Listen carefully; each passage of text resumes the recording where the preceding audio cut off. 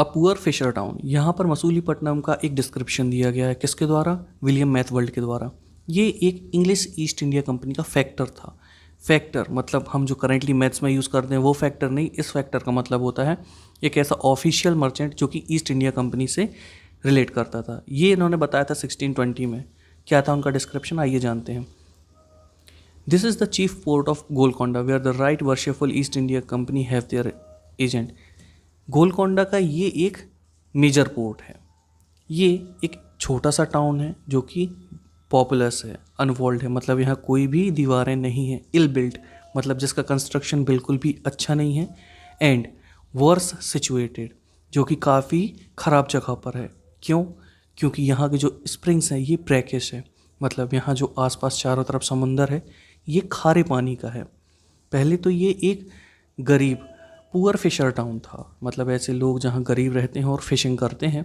लेकिन इसके बाद यहाँ पर जो वेल्थ है वो आनी शुरू हुई। क्यों हुई? क्योंकि यहाँ पर कन्वीनियंस ऑफ द रोड था, मतलब एक ऐसी जगह बन गई थी ये जहाँ पर जो ईस्ट इंडिया कंपनी और जो डच लोग हैं इनकी शिप्स आकर डॉक कर सकें, यहाँ पर आके वो खड़ी हो सकें। और इसी वजह से ये जो जगह थी ये रेजिडेंस देती थी मर्चेंट्स को, जो कि डच नेशन के होते थे और ब्रिटिशर्स के होते थे। सो कंटिन्यू सिंस और and the Dutch nation frequented this coast. इस जगह ने डच को और ब्रिटिशर्स को रोकने के लिए जगह फैसिलिटेट की थी। गोलकोंडा का कंट्रोल औरंगजेब के पास चले जाने से प्रॉब्लम खड़ी हो गई थी यूरोपियंस के लिए, और इसी की वजह से उन्हें कुछ नए अल्टरनेटिव्स की तरफ भी मूव करना पड़ा। उन्होंने एक नई पॉलिसी भी यहाँ पर फॉर्मुलेट की थी। क्या थी वो पॉलिसी? जो इंग्लिश ईस्ट इंडिया कंपनी है ये समझ चुकी थी कि केवल जो ट्रेड सेंटर है उनके हिंटरलैंड में, हिंटरलैंड मतलब सारे वो एरिया इंडिया के अंदर जो उनके कंट्रोल में है वो हिंटरलैंड है। इसे भीतरी प्रदेश भी कहा जाता है। किसी भी एक कंट्री के अंदर के कंट्रोल किए जाने वाले एरिया कहलाते हैं हिंटरलैंड। तो यहाँ पर उन्हें ये समझ में आ गया था कि केवल ट्रेड कनेक्शन सफिशिएंट नहीं है, इसी के साथ साथ उन्हें कुछ नए ट्रेड सेंटर बनाने पड़ेंगे जहाँ पर वो कॉम्बिनेशन लेकर आएंगे। किसका?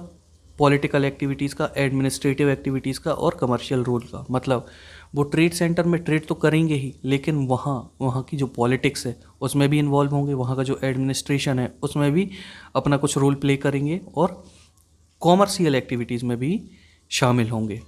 इसी वजह से जो कंपनी के ट्रेडर्स थे ये मूव कर गए थे कहाँ? बॉम्बे, कैलकाटा और मद्रास में। कैलकाटा प्रेजेंट डे कोलकाता है और मद्रास प्रेजेंट डे चेन्नई है। ऐसा होने की वजह से एक काफ़ी बड़ा लॉस हुआ। किसे हुआ? मसूलीपट्टनम को।